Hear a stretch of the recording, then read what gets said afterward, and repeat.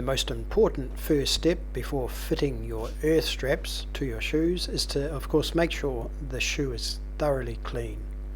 Give it a wash, let it dry, and then just prior to fitting the straps, we suggest you use the alcohol swab that's provided to make sure that everything is spick and span, maximizing the adhesive properties.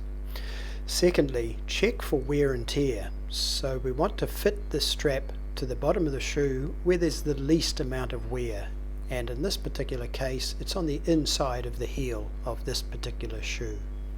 So we're going to peel off the adhesive backing, and it's important that only this tab here is under the sole of the shoe and making contact. We don't want this thin strapping part connecting to the surface you're walking on, because it's not really designed for contact.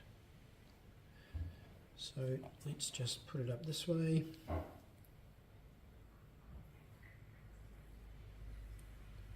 So we're giving that a good firm press, and we're going to run it up the shoe, once again pressing firmly over the top edge, and down we go. It's a little bit difficult to see, of course. And then finally I'll remove the adhesive on the inner tab.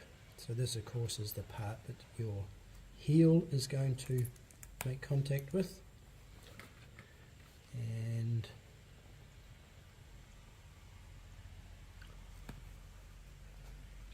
it doesn't really matter exactly where it's going to be positioned, as long as this part is going to be where your heel contacts.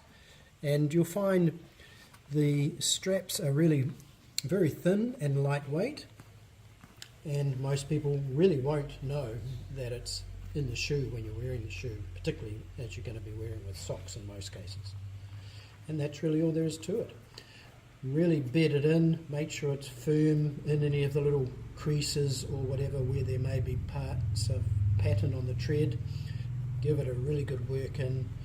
You're actually creating a little bit of heat and friction, and if you can, give it a period of time to bed before you actually wear the shoe and get into action.